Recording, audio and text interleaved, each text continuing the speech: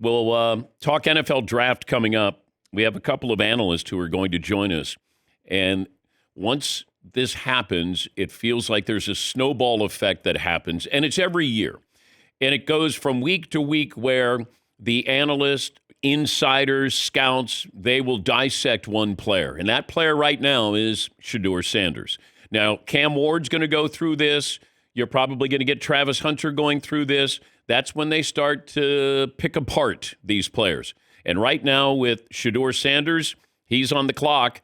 There's a report that he was called arrogant and brash after an interview at the NFL Combine. Now, once again, this is open to interpretation. What is arrogant to you could be cocky to me, confident to me. Brash to you, same thing. And I think that there is a growing concern. Now, I can't speak for all of these players, but those who got NIL, and Shedeur Sanders got NIL at Colorado, that they come in already entitled, that maybe they're spoiled a little bit. They've gotten their money already, and maybe there's preferential treatment that they got, and they expect that when they get to the pros. Whether that's true or not, it's in the eye of the beholder. It's open to interpretation.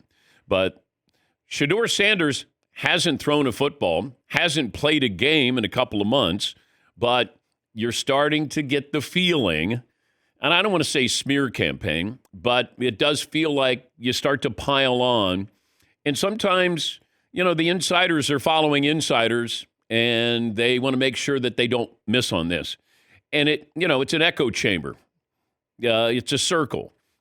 Now you start to hear, hey, nobody's sold necessarily on Shedeur Sanders being a first-round draft pick. I mean, where did that come from? That was quick. Is he a first-round draft? We have an analyst on later on who will tell you why he thinks Shedeur Sanders might not go in the first round. If you're not going to take somebody because they're arrogant or brash instead of their abilities, then I would really have questions about you and how you would, you're assessing talent. At that position, teams are always looking for their quarterback. And if he is that quarterback, now I said yesterday, I don't know what he's great at. I know he's tough. I know that, the family tree, certainly going to be talented. He's not athletic, overly athletic. That was the thing that surprises me the most about him. I think today's quarterback has to be able to extend plays. Can he be a Russell Wilson type player? Maybe. But now you're starting to look at people looking at Shedeur Sanders saying, all right, what's so special? They might do the same with Cam Ward. I mean, I watched Cam Ward play at 3 different schools. He won. I don't know. I didn't look at him and go, that's a franchise quarterback. I just thought, he's really good. And that's the tricky part when you're trying to look and assess talent to go to the next level. Who has it and who doesn't? Why does that guy have it and that guy doesn't? That guy's so much more talented, but that guy knows how to play. And that's where these general managers and scouts, their reputation, their jobs are on the line of being able to assess that position.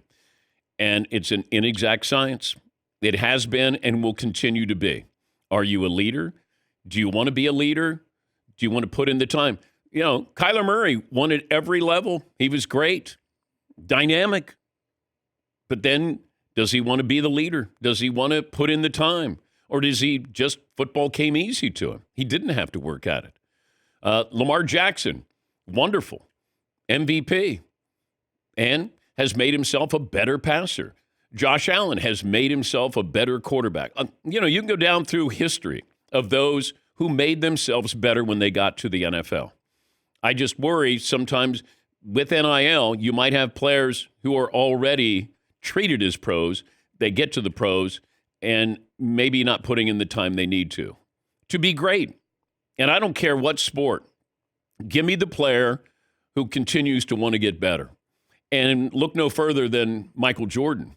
Jordan added to his game every year. And there's the greatest player of all time. I don't care who it is. Are you adding, not subtracting? And it's a long-winded way of saying with Shedeur Sanders, it feels like he's the guy under the microscope right now. And you're starting to hear people are now saying things out loud that they may have thought.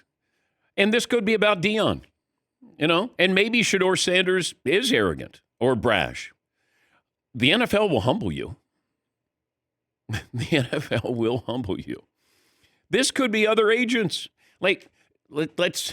This is business, okay? And this is the tricky part when you're trying to get information. Every year, I say this to you. I have two people that I've trusted for over 25 years. And I still trust them. They don't have agendas. Even if they have an agenda, they would tell me that they had an agenda on a certain player or a certain team. But this could be agents trying to, get their client up. It happens. Maybe it's a team that wants to get Shedeur Sanders later. Hey, I hear he's arrogant, man. Now, I don't know if these GMs react that way. Or they go, you know what? On second thought, maybe we don't take him. Now, GMs do stupid things, but I don't know if it comes down to that. But it kind of struck me. Here's Shedeur Sanders, and then next week it'll be somebody else, and the week after that. It feels like each week leading up to the draft, this is what's going to happen. So get ready for it.